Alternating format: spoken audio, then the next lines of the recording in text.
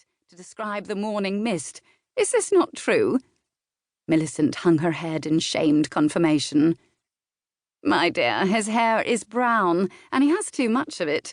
But, of course, I see the problem. You've lines here, Millicent."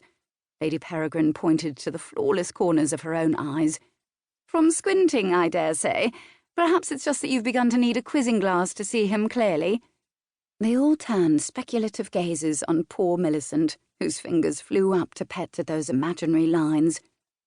"Honestly, do take another look at him. Squint if you need to, we shall none of us mind if you do. Isn't that so, ladies? You'll see that he's the veriest brute. So uncommonly large. He is American-bred, they say. Surely his true parents were a bear and an Indian." "Oh, now who's fanciful?" Millicent was indignant. "The title is much wasted on him, since rumour has it he doesn't plan to spend time on English soil, but the king does have his whims. What do you think, Violet?" Violet, who knew the goal of all of this clever talk about the Earl was to impress and shock her, because everyone knew she was so very difficult to impress and shock, and who was in truth so bored, so tired of endless balls and parties and everything about them, she thought perhaps her internal organs might grind to a halt from lack of stimulation, and the only thing keeping her awake was a keen yet quite impersonal hatred of the women who stood near her, was thinking, blue, possibly. Everything in the ballroom gleamed aggressively. Light from legions of candles and lamps ricocheted off silks and taffeta and jewels and polished brass and marble, creating an obscuring glare. But when the new Earl of Ardmay had glanced toward them, his eyes had caught and flicked light like faceted jewels. They must be blue. "They say he did something heroic to earn the title," was all she said. The rumour abided. The specifics, however, remained elusive. The extinct title His Majesty George IV had resurrected, dangled before the Everseas and Redmonds, and then, in a stunning about-face, bestowed upon a mysterious and allegedly American-reared English-born Captain Flint.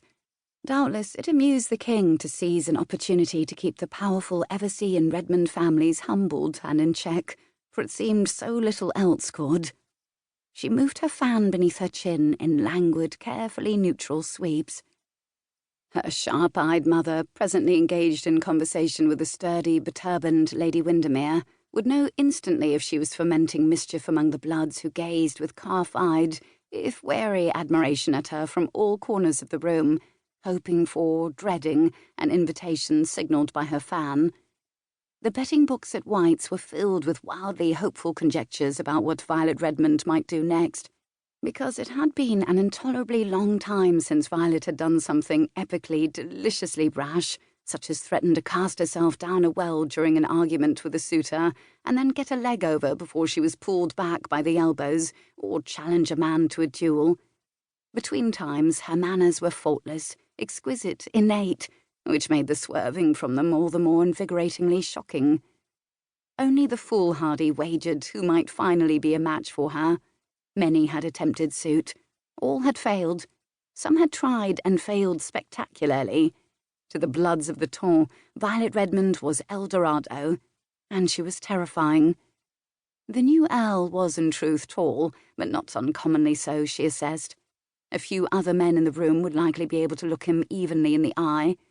But he was large, and whereas her brother Miles Redmond was large in the manner of, a cliff, he had an indestructible quality yet somehow seemed an integral part of the landscape, and could therefore occasionally be overlooked. There was nothing unobtrusive about the Earl of Ardmay. It was difficult to place a finger precisely why. His hands were folded behind his back, one knee was casually bent. Most of the other men in the room struck similar poses while they held conversations. His clothes were beautifully cut and unimaginative, fawn for the trousers, white for the cravat, black for the coat, subtle pewter stripes on the waistcoat. But his palpable physical confidence and animal comfort in his own skin issued a subliminal challenge to all the men present. Not to mention profoundly disturbed the accepted notion of attractiveness of the assembled ladies. In short, he was as unsettling as a Trojan horse wheeled into the centre of the ballroom, and he most certainly did not belong to the English landscape. That's